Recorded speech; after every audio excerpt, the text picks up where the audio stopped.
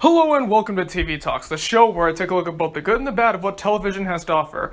Today, I'm going to tell you a little bit of a story about a leader. He's on his way to the throne, he's on his way to success, and you know the rest. Yes, The Emperor's New School, one of the final The Series shows in Disney's original run of taking every single animated movie they did, making a The Series off of it. You know, they did that with Little Mermaid, Hercules, Aladdin, Lilo and Stitch. Tried to do it with Beauty and the Beast, and, well, let's just say that magical world wasn't so magical, now was it, Belle?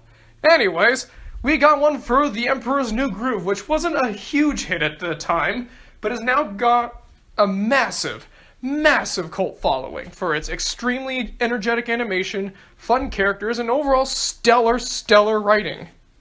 So they decided to make The Emperor's New School.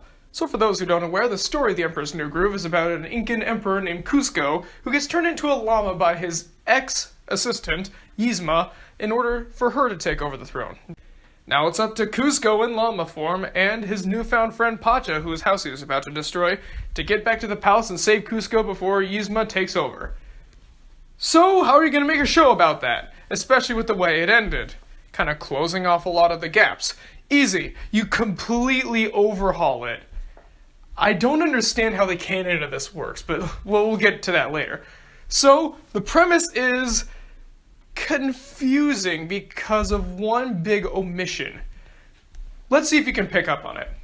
Kuzco is going to school now in order to become emperor because he needs to make sure that he has all of his grades in check before he becomes the emperor. Meanwhile, Principal Yzma, or should I say Amzi, totally not the same person, and Kronk are still trying to destroy Kuzco before he can ascend to the throne because if Kuzco is gone, Yzma will take over. Along the way, Kuzco comes across a lot of interesting friends like the Hade girl, his words not mine, Melina, his #1 fan Guaca, Miley Cyrus, and many more. So what's the problem with this? Why does Kuzco need to go to school? We never find that out. They never say anything about that, and especially not at the end of the film or the direct-to-video sequel we're not supposed to talk about. But it's not that they're overhauling the ending of the film because it shows that he still lives with Pacha. I don't know, but if the show doesn't care about the backstory, why should I?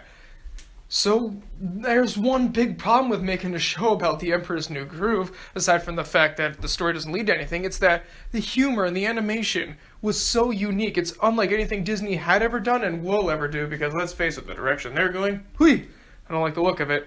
So obviously a Disney Channel show can't really replicate that, right?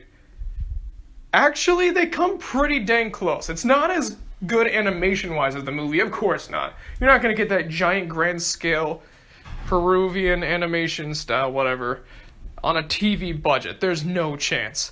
But it's still very energetic, very fluid, and the character designs are very good, especially the new characters. They seem to fit right into this world. The new characters especially bring a lot of force and a lot of drive to this series. They feel really natural. Same with the stories. While yes, the setting is absolutely bizarre and doesn't really make much sense when you even slightly start to think about it, the adventures that they go through are nothing but non-stop comedy, fun, and hilarity. Which, two of those words are the same thing. And right there is an example of a lot of the humor that they throw in. It's just erratic behavior, commenting on little verbal gaffes and all that. It's one of those shows like Animaniacs where it's just joke.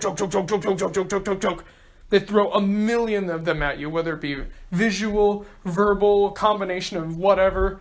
And not all of them hit, like Animaniacs, but those that hit are pretty good. Honestly, this show was way better than it had any right to be. Because let's face it, it was definitely a cash grab that was meant to bank on this up-and-coming cult film that they produced. It had no right to be good. But what do you know, it was. But I gotta say, the best episodes are the ones where they just focus on nothing but fourth wall breaks. Like the one where Kuzco gets a letter saying that his show isn't cool anymore, so they just constantly go through like a Dragon Ball Z parody or a game show and just everything they can to rework the show into something hip and trendy. Kind of fits for today's market, don't you think? Episodes like that especially are great, but the rest are also really good. There's no episode that I'd call really bad. I haven't seen all of them, to be fair, though. the worst they get is okay. So it's a pretty good scale of quality overall. That good scale of quality means a good seal. So it's the Archibald Seal of Approval. What'd you guys think of the Emperor's New School? Comment below, let me know. Alright guys, I'll see you next week. Good night, everybody.